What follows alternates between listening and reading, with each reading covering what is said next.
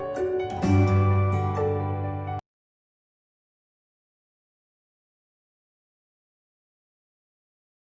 students.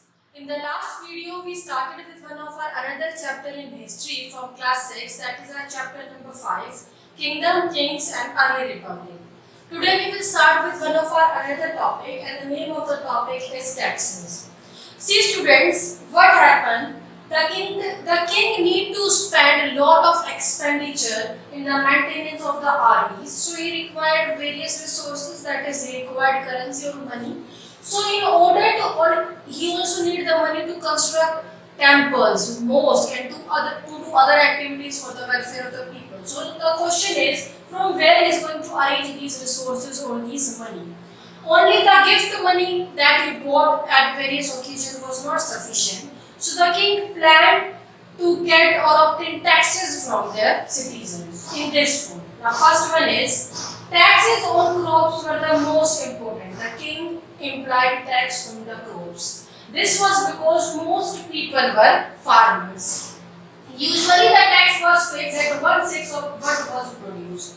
Whatever was the total production of the farmer, out of that total production, 1/6 of the amount that farmer need to submit to the king in the form of tax. The next is so that he can utilize it for the welfare of the people. Next is there were taxes on craft persons as well. Craft person used to do artistic work or craft work. For example, a weaver or a smith may have had to work for a day, even month of the king. He have to work hard so that he can submit the tax to the king.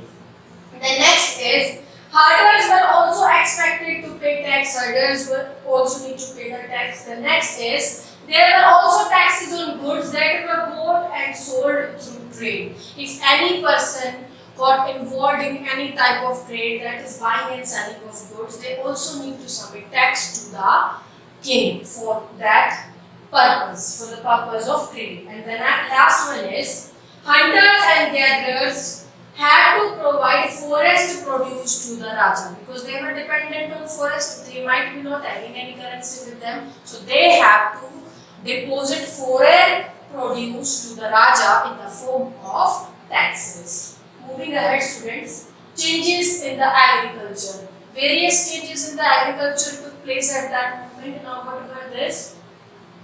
One was the growing use of iron plug shears. The farmers started using iron plug shears instead of wooden plug shears. Earlier they used to use wooden plug shears, and these were very heavy and clay and were responsible for great irrigation work. The next is the tilting of the soil. The second one is people began transplanting paddy. They started transplanting paddy. Earlier they were not involved in paddy. The next is, what is paddy? Paddy is one of the crop only which required large quantity of water and manual work. The next is, this meant that instead of scattering seed on the ground from which plants would sprout, saplings were grown and then planted in the fields. Saplings were grown and then those were planted in the fields. Thereafter, students, this leads to increased production, and this leads to increase in the production of the crops. And more production of crops means more availability of tax to the king. It was back-breaking work. Generally, slave men and women, dasas or dasis, and the leadless agricultural laborers had to do this work, which were paddy plantation or doing this manual work in the fields that is done by landless labor, or you can say jobless persons who are having no work to do, generally das or dasis. Slaves, you can say, they were engaged in the plantation of these crops. Thereafter, students, our next topic is a close look towards Magda. I already told you what was Magda. Magda was one of the great Janapada. So let's study about it. Magda became the most important of Mahajanpada in about 200 years ago. Why? Because many rivers such as the Ganga and the Sun, these rivers used to flow through Magda, and these rivers are of great importance. The next is, this reason was important for transport, water supplies, making land fertile, Parts of Magha were forested. Elephants which lived in the forest could be captured and trained for the army. All these activities were taking place in Magha. Thereafter, forest also provided wood for building houses, cars, and harrows. So many forests were also located there in Magha. Besides, there were iron ore mines in the region that could be tapped to make strong tools and weapons. Strong tools and weapons were also constructed in the region of Magadha. That is why it was one of the most important Mahajanpada or place. Magadha had two very powerful rulers. Now, who are these powerful rulers who were present or who were ruling Magadha was Bimbasara and Ajatasattu. Now, who were these? They used all possible means to conquer other Janpadas. They were very strong rulers and they always tried to conquer, to capture other Janpadas. Mahapadma and Nanda was another important ruler. These were another rulers that were found in Magadha. He extended his control up to the northwest part of the subcontinent. He was successful in extending his empire to the northwest part of the subcontinent. Rajagriha. Now, what is Rajagriha? Presently, we used to call it as Rajgir. Where it is located or where it is found in Bihar, and it was the capital of Magadha. So, this was one of the important questions, students. What is the capital of Magadha? That is Rajagriha. And it was the capital of Magadha for several years or for many years. Later, Rajagriha or the capital was shifted to Patliputra. Earlier, what was there? I told you na, what was known as the capital. Earlier, Bihar was there, the capital of Magadha, but later on it shifted from Bihar to Patliputra. More than 200 years ago, a ruler named Alexander. You know about the story of Alexander. Alexander was one of the very powerful ruler and he was successful in capturing the major part of the subcontinent of India. He came from the place Macedonia that was located in Europe. From Macedonia, Europe, he traveled to India and captured maximum of the places in India. So he was one of the very famous ruler or famous fighter. As I already told you, from where Alexander belongs to, he belongs to Macedonia, that is in Europe, and from Europe he tried, basically Alexander wants to capture or to control the whole world. From there he visited to West Asia. In India also he captured many of the places of West Asia, Egypt, and finally he comes to India Bees and also established his power in India. What happened after he had a huge fight with Porus also in India. But after having a huge fight, finally he decided when he see the strength of Indian soldiers, he got scared and he just in his army. Whose army? Alexander army. After seeing the strength of Indian army, they got scared and they approached Alexander that they were not in this position that they can face Indian soldiers, their chariots and elephants. And at last he left India. And India was the country that teaches this lesson to Alexander that just be humble, be peaceful. Conquering the whole world will give nothing to you. And at last Alexander left India. And the last topic is Vaji. Now what is Vaji? While Magadha became a powerful kingdom, Vaji with its capital at Vaishali. What was the capital of Vaji? It's Vaishali, which is there in Bihar. Was under different form of government known as Gana or Sangha. Different form of governments were found there, and these governments were called as Gana or Sangha.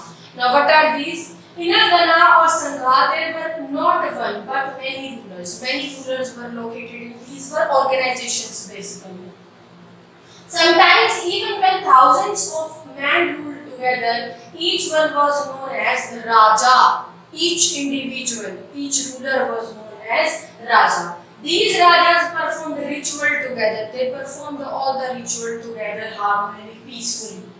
They also met in assemblies and decided what had to be done and how through discussions and debate. All these rajas belonging to different kingdoms, different places come together in an assembly, and there they used to decide that what steps need to be taken for the welfare of the people of their empire or for the people of their kingdom. And thereafter, if they were attacked by an enemy, they need to discuss what should be done to meet the threat. Basically, we can say assemblies were the place where different kings belonging to different kingdoms come together to decide on various things, on various matters like what steps need to be taken for the welfare of the people and what need to be done in any of the situation if any other king is going to attack them. So that things or those things were decided in assemblies. Thereafter, students, women, dasas, kamkaras could not participate in the assemblies because they were considered as the lower section of the society and they were not the part of the assemblies. They have no right, no power to decide what needs to be done, how needs to be done, and how various problems can be solved. But the Buddha and Mahavira, they belongs to Ganas or Sanghas. Some of the most vivid description in the life of Sanghas could be found in Buddhist books. If we will read them, we will find about these stories. So, the Rajas of the powerful kingdoms tried to conquer the Sanghas. Obviously, see, various kings from various kingdoms were gathering there in the assemblies. So what will happen? The king who was powerful decided to implement all those laws which he wants because he was powerful. Nevertheless, these lasted for a very long time. And when the last of the Ganas or the Sanghas were conquered by the Gupta rulers, about whom you will read in chapter number 10. So they decided to capture the Gana rulers as well. Now we will discuss about the various question answer of our chapter. So let's move ahead, students.